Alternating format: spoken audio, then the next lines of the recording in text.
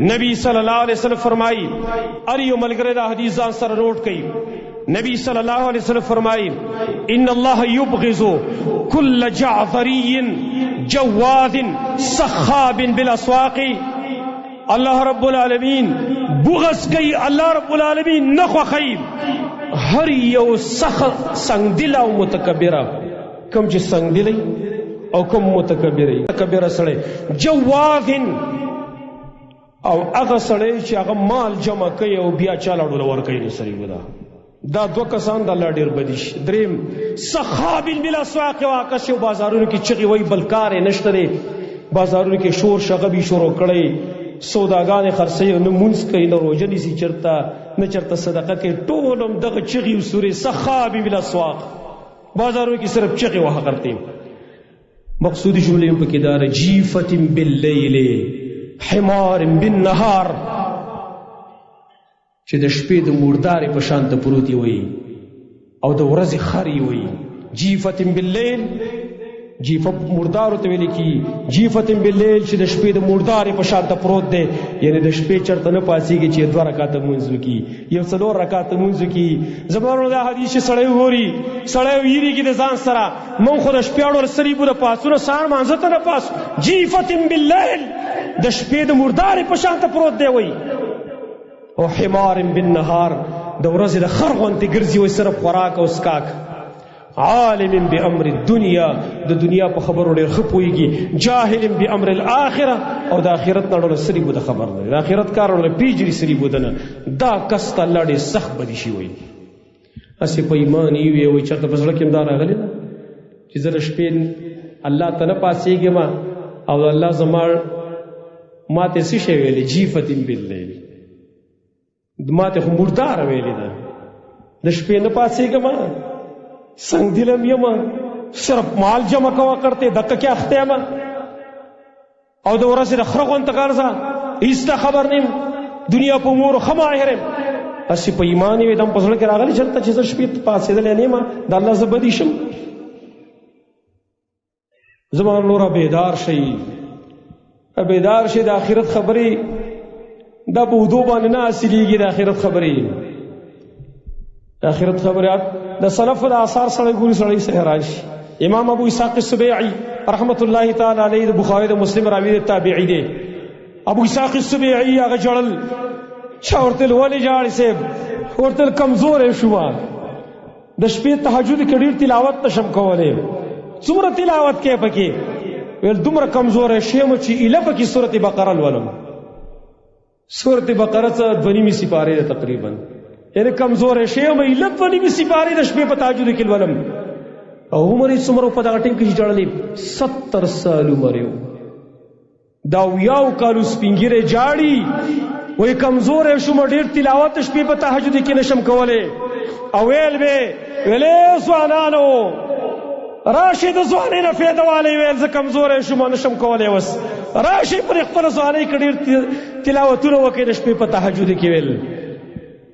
لہذا شپې مونږ الله تعالی زیات خوخته ډیر زیات شپې په پاسیږو ان شاء الله کنه کم سے کم کنو ریسم نه 2 رکعات خو پاسیږو کنه ان شاء الله عزم وکاو دا خون لګو سکو کنه چې دا څنګه خون دی دا خونم لګ سکل پکار دی بای سلف علماء با دا شپې مونږ نو شپې مونږ دې ته خوشاله ویل کله بش پرازي ویل او د سعید ابن عامر واقعات را پیاش شو تاریخی واقع اگر چې بسند باندې لک کلام مشتری خو تاریخی واقع امام ابو نعیم حلیۃ الاولیاء کی ذکر کړي سعید ابن عامر دا واقع بزر در بیان کوم سعید ابن عامر رضی الله عنه دا د امیر المؤمنین عمر بن الخطاب رضی الله عنه په دور خلافت کې شام کی علاقه حمص وتوي کې حمص دغه والی مقرر کړي گورنر بیا څو وخت کې د خلکو پاغي باندې اعتراضونه وکړو امیر المؤمنین عمر بن الخطاب رضی الله عنه ته اعتراضونه راورسید هغه بر خپل گورنرانو دغه احتساب کاوه لار پخپل باندې سعید ابن عامر امرا وختو خلک امرا وختو لوست پوسونه کوي خپل گورنر احتساب کوي وای ته وای سعیدا د خلکو په تابانه اعتراضونه کړی دي ویل څه اعتراضونه یو اعتراض به دا کړو دا د شپې مونږ ته نه راوځي دا زمون گورنر دې زمون خدمت نه کوي د شپې دې نه راوځي چاته دویم اعتراض دا کو دا سحر نا وخت راوځي. دریم اعتراض دار دا په میاش کې و چوټي کوي، ناراضي دفتر ته ناراضي، کار خدمتونه زمونږ کوي.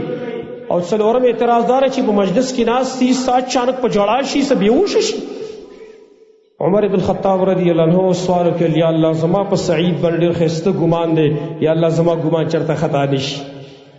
سعید ابن عامر ته ویل سعید الله خالد دا څلورې ترازونه په تا باندې کوي، دا څنګه دی؟ هغه ته څلور والے ټیک دی ویل، بالکل رښتیا وایي. ویل زما جواب واوره،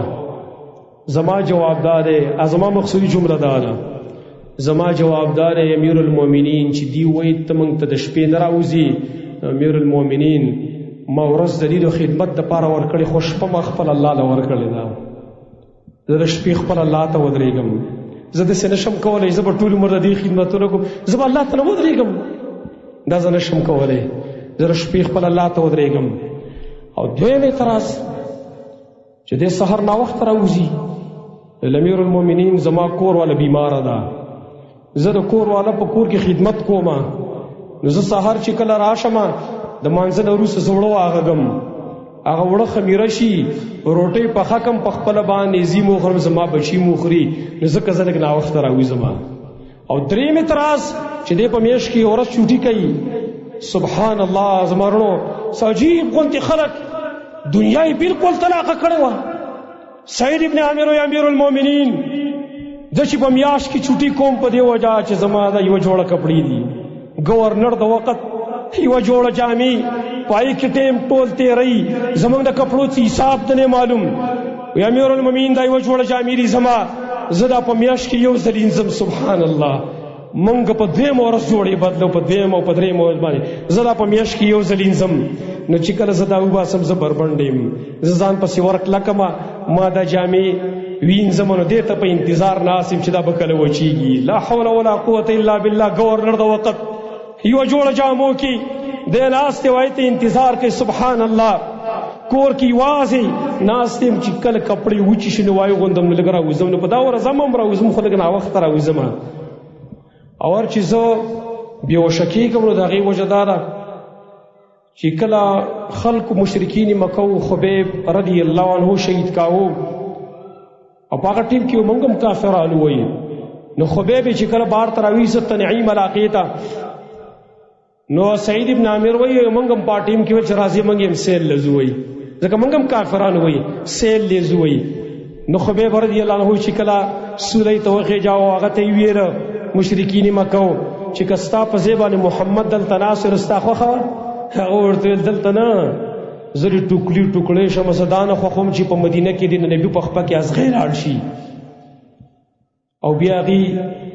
ورپاسېده او شهید یې که، پوز یې دې کټ کړه، شونډې دې کټ کړې، سترګې دې ویستلې، غوږونه دې کټ کړه، لاسونه دې کټ کړه. سعید ابن عامر وایي بېهوشه کېږم په دې وجه باندې چې په ورځ د قیامت باندې که چېرته د رب په مخ کې الله زما نه وایي زما تپوس وکړي د دې خبیب په باره کې چې سعیده هغه ټیم کې خو ته هم سیل ته ولاړ وې، ته هم سیل ته ولاړ وې، ولې تاسو دا شهید کاوه؟ نو وایي زه په دغه باندې خفه کېږم او ژړا په دغه باندې راځي. وایي خلک داسې عجیب غوندې خلک. مقصود مې دا و چې ټول وخت چې کوم دی هغه دنیا له مه ورکوئ، د شپې څه حصه الله له ورکوي. یو 2 رکعته ټیم خو الله له ورکوي که نه، یو 2 رکعته ټیم الله له ورکوي. الله نه سوال چې الله موږ له دا توفیق راکړي چې د شپې په مانځه کې لږ همیشګري اختیار کړو. الله دې زموږ نه راضي شي. اقول قولي هذا واستغفر الله لي ولكم ولسائر المسلمين.